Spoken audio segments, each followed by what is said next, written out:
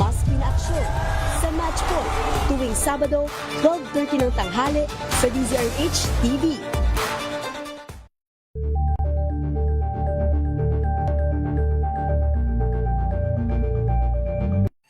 Mga balitang gigising sa inyong umaga. Mga balitang kailangan mong malaman. Mapapakinggan sa ACS Balita sa 2x2.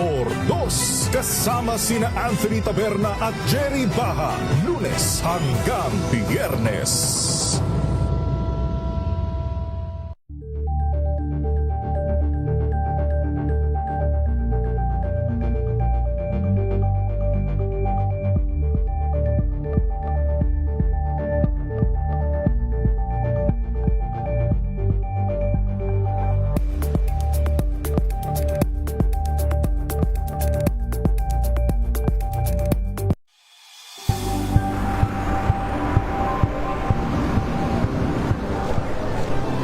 Ating mga eksperto dito lang sa Expert Opinion. Ito ang The Better News. TNDS, trending and Isang social. kwento, iba't ibang anggulo.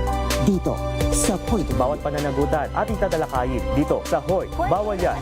Pilipino, dito lang sa DZRH. Match of entertainment and lifestyle. Ito ang NBC TV Network News. Una sa Pilipinas, una sa Pilipino.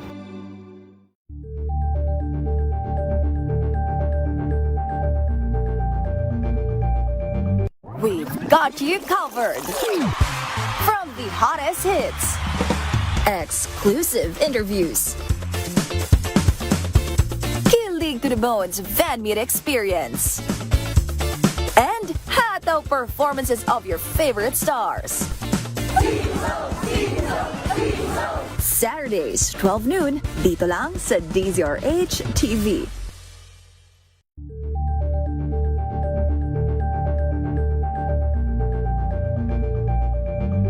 Bunsod ng naitalang 17 individual na ang kanilang naaresto. Ang Metro Manila Development Authority o MMDA ang No Contact Apprehension Policy o NCAP sa Metro Manila. Sa ang ilang mga dokumento ay peke. Hindi rin legal ang employment na ipinangako sa kanila. Sa mata ng batas, mananagot ang sangkot at may sala. Dahil sa bawat paglabag, may karampatang parusa. Alamin ang mga pananagutan sa likod ng mga bawal. Dito sa Hoy, Bawal Yan, tuwing Sabado, alas 11:30 ng umaga. Dito lang sa DZRH TV.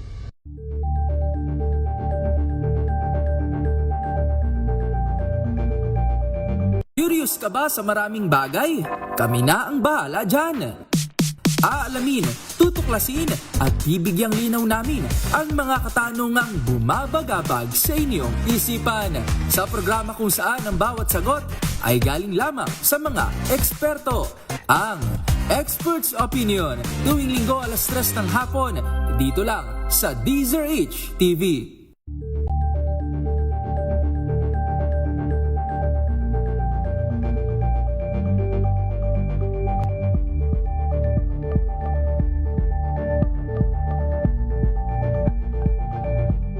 Alamin ang mga maiinit na isyung pambayan, mga balitang kailangan mong malaman, usapin sa pamahalaan, politika, ekonomiya at kabuhayan. Ito ang mga dapat mong malaman, pakialaman at pag-uusapan dahil kayo ang tinig ng mamamayan dito sa Damdaming Bayan.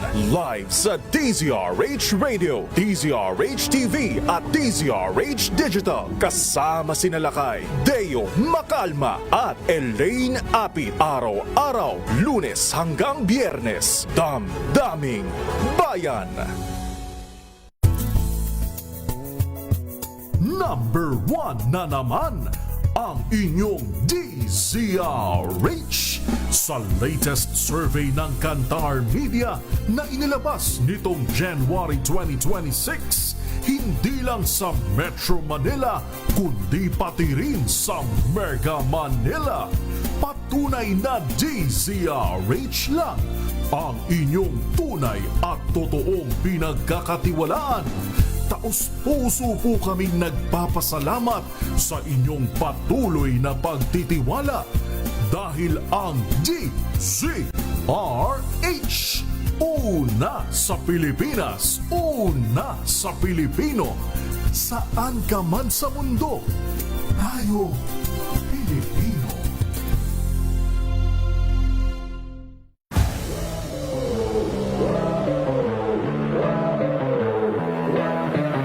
Well, ang mindset ko talaga is, una sa lahat, pagdating sa receive, talagang sasakupin ko yung buong court na parang hindi ko na sila papahawakan ng bola na sige pumalo na lang kayo dyan, ako na yung re-receive. Parang ganun yung nasa mindset ko eh. Yung bahay namin, tapat lang nun, court na agad. Okay. So, nung bata pa lang ako, kahit na sobrang tirik yung araw, talagang maglalaro at maglalaro ako. Kahit pustahan lang namin, ice water, ganyan, 5 piso. Siguro, sa bawat team na napupuntahan ko, sabay-sabay ko na silang parang kumbaga meron akong mga bagay na pwede kong gawin, pwede kong pag-switchin yung mga tinuturo sa akin sa national team, sa FEU, sa Signal, sa AEP, mga ganun. Hi, I'm Vince Lorenzo from AEP Cubstars. Panoorin ang aking exclusive interview sa DZRH TV Matchpoint. Mabuhay ang atletang Pilipino!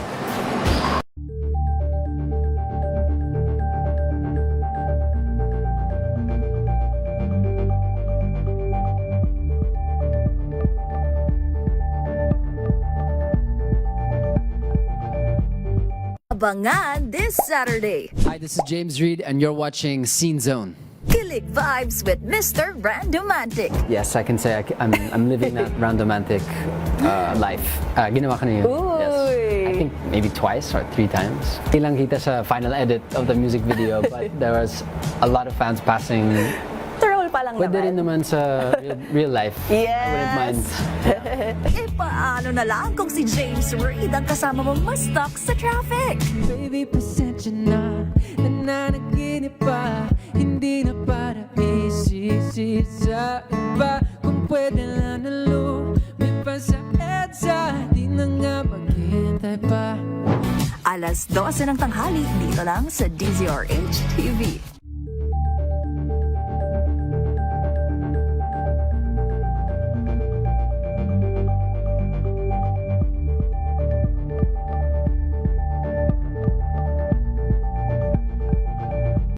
Maagang balitaan, maagang usapan sa mga issue at balita. Kasama si Kuya Angelo Palmones sa Magandang Umaga Pilipinas. Mula Lunes hanggang Biyernes.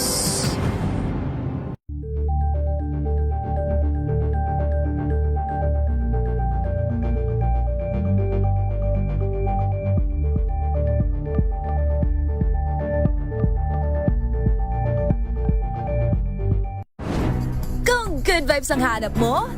Dito ka na sa sigurado! Mula sa mga istoryang nagbibigay ng inspirasyon hanggang sa mga kwentong may dalang solusyon. Mga balitang pampagaan ang pakiramdam at pampaganda ng araw. Hindi lang basta good news, kundi the better news. Mula Lunes hanggang Biyernes, 1:00 ng tanghali sa DZRH TV.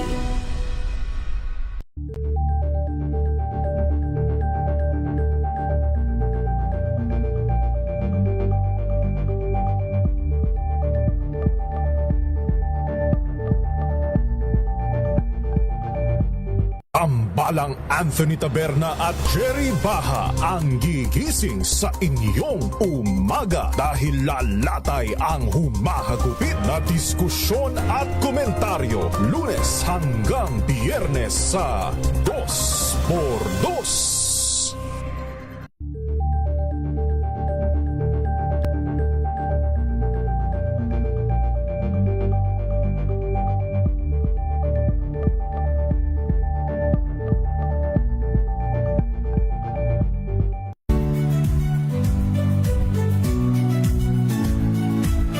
Magandang araw mga kaibigan. Ito po ang inyong balerina ng bayan, si Lisa Makuhay Lizalde, na nag-aanyaya sa inyong samahan kami at ang aming mga espesyal na panauhin para sa kalahating oras ng masayang kwentuhan sa aming programang Art to Art, kung saan ang usapang sining at kultura ay para sa lahat.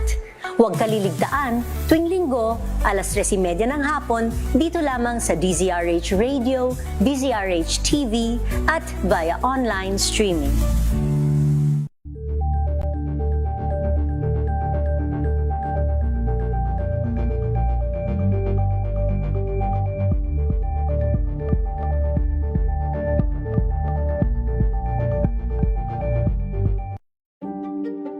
Buklatin ang mga pahina. Pakinggan ang boses ng lipunan. Tunghayan ang mga issue mula sa ibang katayuan. Nakakalungkot kasi deserve ba namin ng ganito? Na hindi nila alam kung ano talaga yung kanilang mga karapatan. Yung gobyerno, tinulungan nila yung kanilang magsasaka. Pinapatahimik tayong lahat using various laws. Through education, kayang-kaya nating baguhin yung ganitong klaseng pag-iisip. Isang kwento, iba't ibang anggulo. Dito, sa Point of View.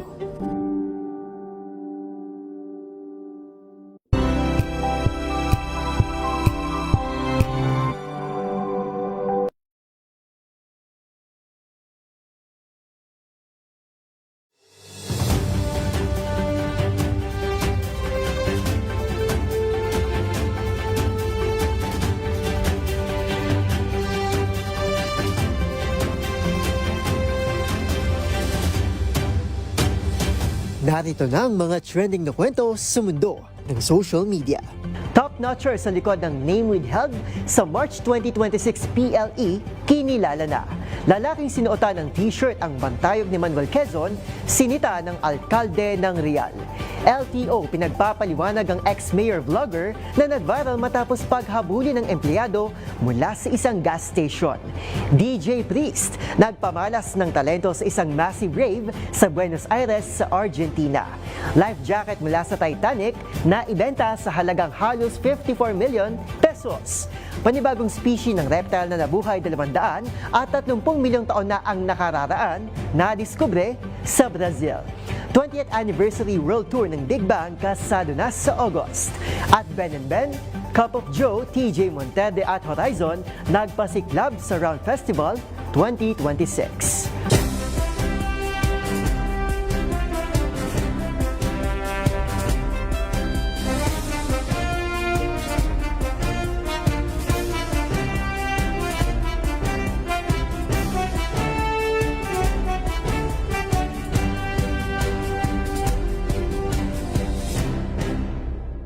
Iba't ibang mga nagva-viral na kwento na naman ang ating pag-uusapan.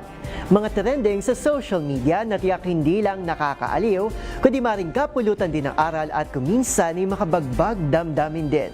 Kasama ang buong pwersa ng DZRH TV, ito po ang TNVS, Trending and Viral Show, nakahandang kumpletuhin ang buong kwento. Masaya, malungkot, o isyong pambayan man yan, sagot na namin ang inyong tanghalian. Ito po si Arnold Herrera ng DZRH TV, una sa Pilipinas, una sa Pilipino.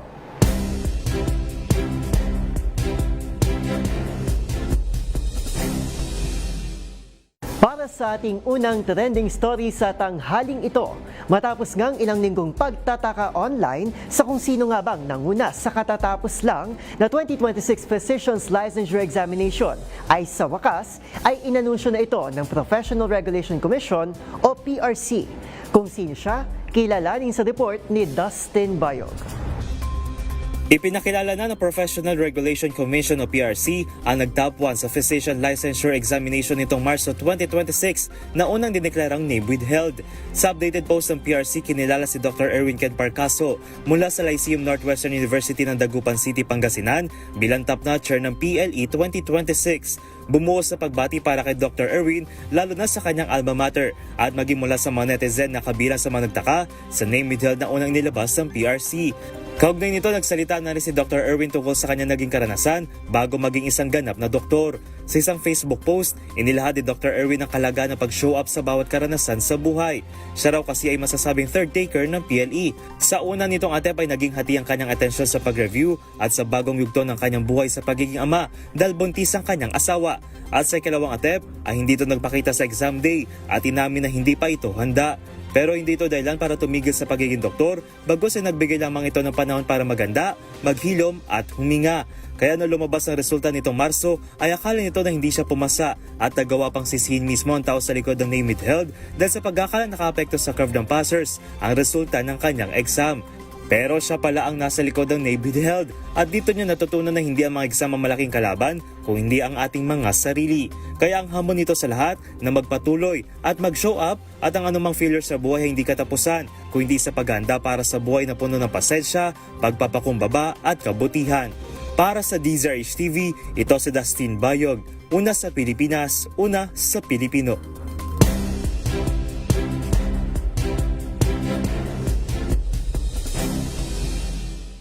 Sa ating susunod na trending story, sinita ng lokal na pamahalaan ng isang lalaki sa Real sa probinsya ng Quezon dahil sa kakaiba nitong ginawa na nagpakamot ulo sa publiko.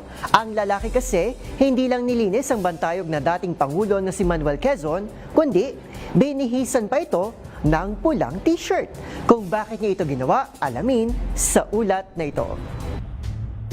Mula sa libro, telebisyon, mistulang nabuhay ang iconic Disney character na si Winnie the Pooh na di umano ay namataan kamakailan sa Real sa probinsya ng Quezon. Pero ang sikat na teddy bear, tila tumangkad at parang nakasuot pa ng pantalon. Tingnan ng maigi ang picture dahil ang sa unang tingin na Winnie the Pooh ay bantayog pala ni dating Pangulong Manuel Quezon na binihisan ng pulang t-shirt. Ang salarin na kinilala bilang si Jonathan agad natundon at iniharap kay Real Quezon Mayor Julie Ann Makasait. Pwede ka maglinis noon, pero hindi mo pwedeng damitan. Pwede mo siyang punasan, pwede mo siyang linisin. Nilinis ko po yung loob na yun bago ko yung pinunasan siya. Tapos ay sabi ko, yung damit ko kayo binigay dito. Binigay ko na kanya. Hindi ko na babuhin ito yung damit na yun. Di ba ba wala ka pa ng damit? Okay lang po, meron pa naman yun. Paalala ng alkalde, hindi pinahihintulutan ang ginawa ng lalaki lalo't may historical value ang naturang monumento. Mahigpit din itong ipinagbabawal sa ilalim ng iba't ibang batas gaya ng National Cultural Heritage Act of 2009 at Presidential Decree 1505 kung saan ang sino mang mapatutunayang lalabag ay posibleng patawan ng multa na hindi bababa sa 200,000 piso at kulong na aabot sa higit 10 taon. Ginawa naman itong biro ng mga netizen lalo't ang insidente ay lumutang sa gitna ng pambabatiko sa Safer Cities Initiative ng Department of the Interior and Local Government kung saan basta-basta na lamang tinitikitan ang mga nahuhuling nakahubad sa labas ng kanilang bahay. Anila, baka raw kasi tiketan si Quezon, kaya niya ito binihisan. Si Jonathan, nangakong hindi na uulitin ang ginawa pero humirit pa na hindi lang wawalisan, kundi dapat din anyang taniman ng rosas ang paligid ng bantayog ni Quezon. Isa si Quezon sa mga pangunahing nagtaguyod sa kalayaan ng Pilipinas mula sa Estados Unidos. Gayon din ang nagdeklara sa Filipino bilang pambansang wika ng Pilipinas. Para sa DZRH TV, ito si Arnold Herrera. Una sa Pilipinas, una sa Pilipino.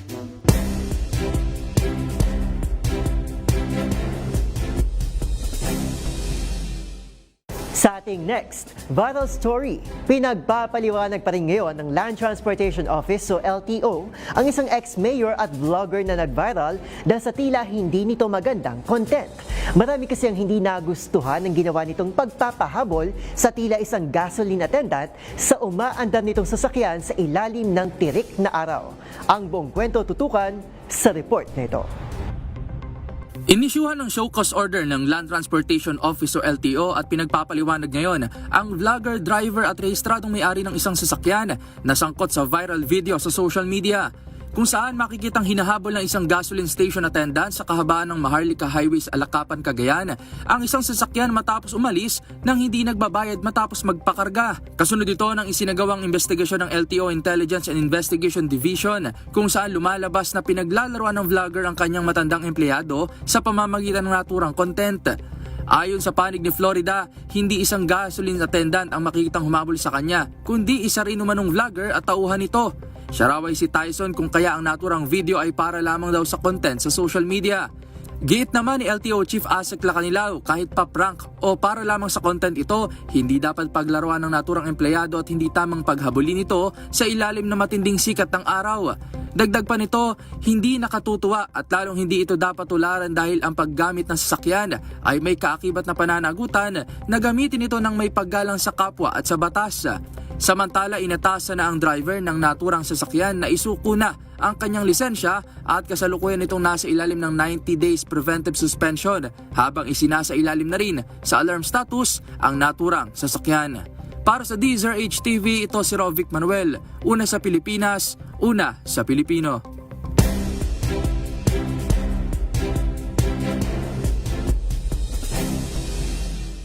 Sa ating next trending story, hawak niya ang Holy Beat.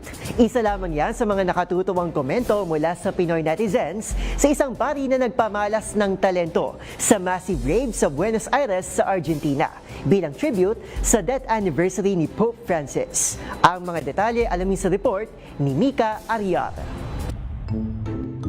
Hindi na sikreto sa publiko na ang Pilipinas ay isang religious na bansa. Kaya't maraming church traditions ang kinagisnan ng bawat Pinoy. Ngunit, isang kakaibang paraan ng paglilingkod ang ipinamalas ng isang pari sa Buenos Aires, Argentina dahil siya ay mas kilala na rin bilang DJ Priest. Nag-viral si Father Guillermo Peixoto dahil sa pagpapamalas niya ng electronic dance music sa isang simbahan sa Portugal. Ayon kay DJ Priest, ginawa na ito para magbigay pag-asa at maghatid ng positibong mensahe sa mga tao. Kaya naman nitong April 18 ay ibinahagi niya ang kanyang talento sa isang massive rave sa Buenos Aires bilang tribute sa death anniversary ni Pope Francis. Ang nasabing event ay dinaluhan ng libo-libong tao kung saan pinagsama ang pananampalataya at makabagong musika. Maririnig rin ang techno remix ng Super Mario soundtrack at Ameno kasabay ng mga mensahe at salita ni Pope Francis sa naturang act. Inilarawan ito na parang isang festival na may halong espiritual na diwa kung saan ang musika ay maaaring maging daan upang mapalapit ang mga tao sa simbahan. Inilarawan ito na parang isang festival na may halong espiritual na diwa kung saan ang musika ay maaaring maging daan upang mapalapit ang mga tao sa simbahan. Para sa DZRH TV, ito si Mika Ariar, una sa Pilipinas, una sa Pilipino.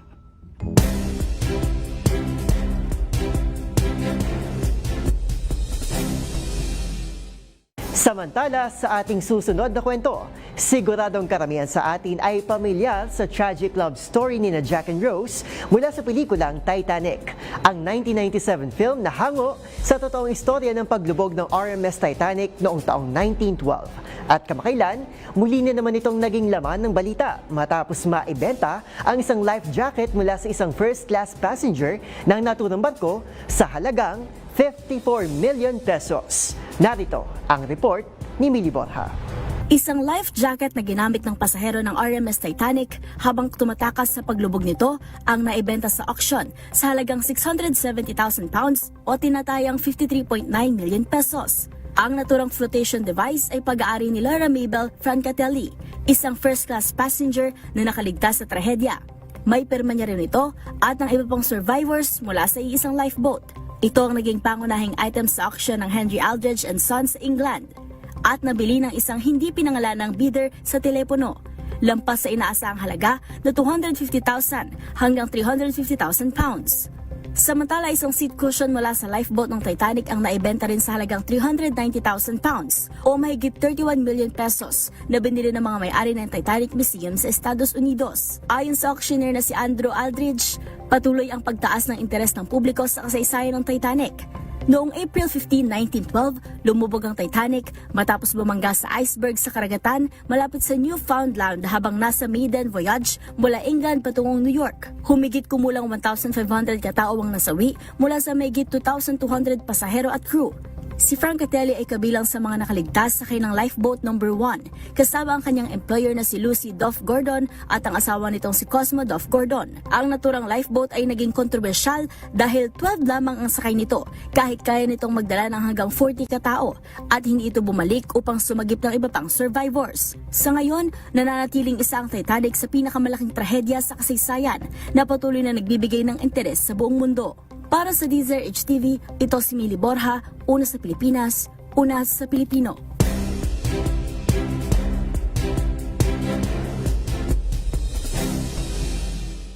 Samantala sa iba pang kwento, hindi siya kilalang hayop at hindi rin isang dinosaur, ngunit ngayon lang ito nadiskubre matapos ang halos 230 milyong taon. Natagpuan kasi sa Brazil ang fossil na isang bagong tuklas na uri ng reptile. Kung ano yan, panoorin sa report ni James Galangue.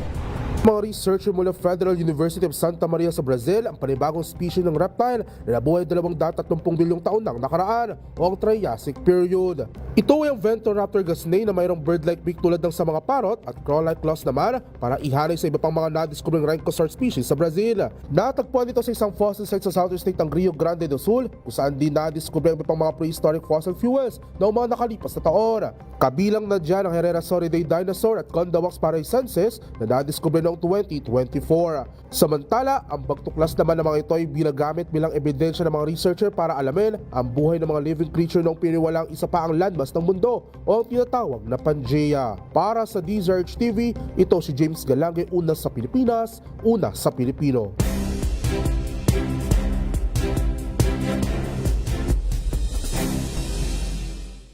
At sa ating trending showbiz balita, attention VIPs! Ihanda ng mga wallet at ipon dahil inanunsyo na ng legendary K-pop group na Big Bang kung kailan aarangkada ang kanilang 20th anniversary world tour. At balikan ang pagpapasiklab ng ilang OPM acts sa ASEAN Korea Music Festival na ginanap sa The Big Dome.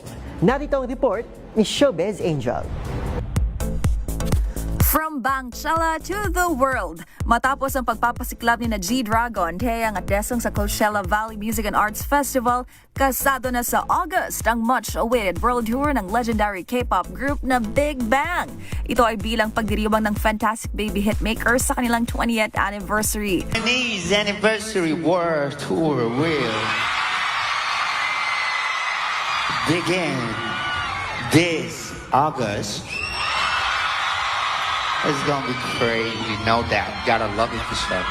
So do not miss out. At highlight din ng show para sa VIPs nang marinig pa rin ang boses ng former Big Bang member na si T.O.P. sa kantang Still Life. Kung OPM naman ang pag-uusapan, ginanap sa The Big Dome ang ASEAN Korea Festival o Round Festival 2026 nitong weekend, kung saan representative ng bansa ang award-winning folk pop band na Ben & Ben, multo hitmakers na Cup of Joe, nang harana rin ng singer-songwriter na si TJ Monterde, habang #P-pop represent naman ang Horizon, Kaya at First One. Samantala, kabilang nga rin sa mga nag-perform ang Indonesian singer na si Pamungkas. Bukod naman sa pagiging performer, nag-host din ng event ang Korean artist na si 10cm kasama si Gabby Garcia. At nagbalik Pinas din ang Thai alternative trio na Tilly Birds.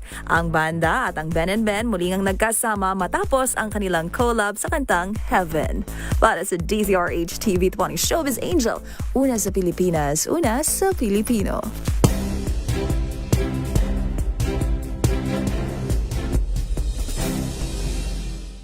At yan na po ang mga kwentong kinagiliwan, pinusuan at gumawa ng ingay sa social media. Kung meron di kayo mga katulad na istorya, ay i-share nyo na yan sa ating comment section o di naman kaya ay itag nyo kami sa TikTok at DZRH News. Maraming salamat po sa inyong patuloy na pagtangkilik sa ating programa. Magkita-kita tayo muli bukas para muling himayin, tuklasin at buuin ang mga detalye para kapag nakita mo ang viral video na may nag-share, ikaw na mismo ang magdaragdag ng mga impormasyong nalaman mo sa TNVS, Trending and Viral Show. Muli ito po si Arnold Herrera ng DZRH TV, una sa Pilipinas, una sa Pilipino. Maulan man, no worries na amoy kulob ang damit. Charm Fabcon, bangong kumaka-bloom, tanggal amoy kulob sa bango ng Charm. Kaya gamit ko, Charm Fabcon with Bloom Fresh technology. Kills 99.9% of kulob-causing bacteria. May aroma burst pa of thousands of flowers and berries. Ang sampay sa loob, no amoy kulob. Bangong kumaka-bloom sa Charm. Charm Fabcon. ACS. Jiggy Manikad po. Bilang isang broadcaster, mahalaga sa akin ang tamang impormasyon sa lahat ng bagay, kahit sa kape, mapanuri ako. Kaya dito ako susubukan ng MX3 Coffee. Ito'y low acid, cholesterol free, at may vitamin C plus calcium. Sigurado ako sa MX3 Coffee. Dito ako bilib.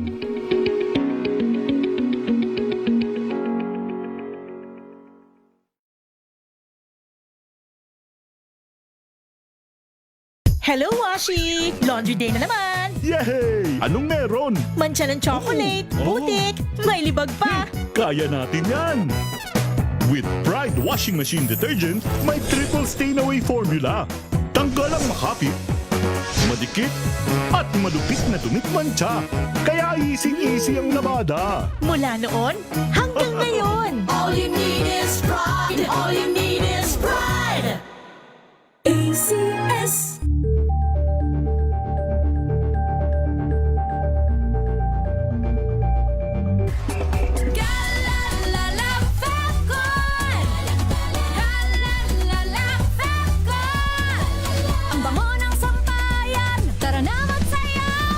Fabcon, amoy nakaka-joyful!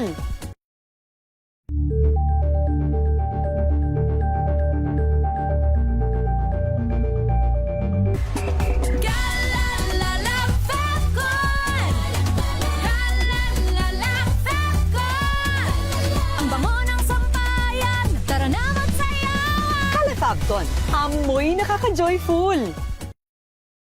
May nagbago, may arte, may budget. Akala nyo lang yon. So solid! White Rose Papaya, wow! White Rose! White Rose Papaya, wow! White Rose! White Rose Papaya! May glow up with White Rose Papaya! White Rose Papaya. May puti power times 2 kasi may papaya at niacinamide. May shea butter and tea tree oil pa. Kutis sulit ang glow up. Glow up with White Rose Papaya! White Rose Papaya. Kutis sulit ang glow up. ACS.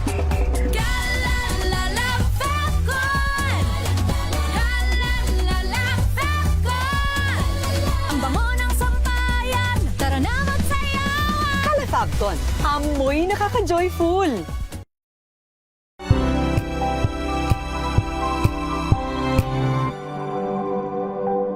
Wow, ang saya. Isang barangay na labada, puro mancha pa. Goodbye, pahinga. Mommy, isang laba lang yan sa Pride Bar Blue. May powerful stain-away enzymes na malupit sa dumit mancha. At di masakit sa kamay. Isang laba lang yan. Hello, pahinga. Hello, Pride Bar Blue. ACS.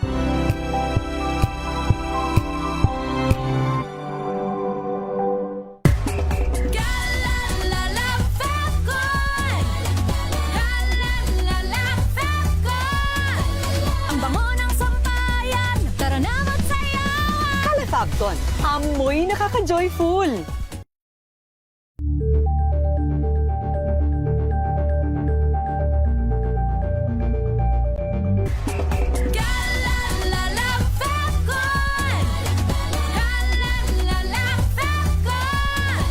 Ang bango ng sampayan, tara na magsayawan! Kala Fabcon, amoy nakaka-joyful!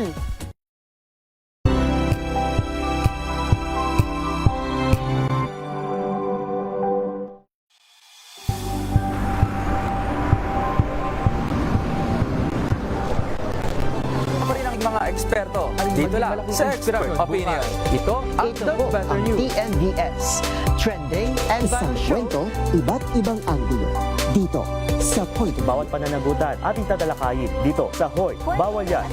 Pilipino, dito lang sa Deezer HD, Match of Entertainment and Lifestyle. Ito ang MBC TV Network News. Una sa Pilipinas, una sa Pilipino.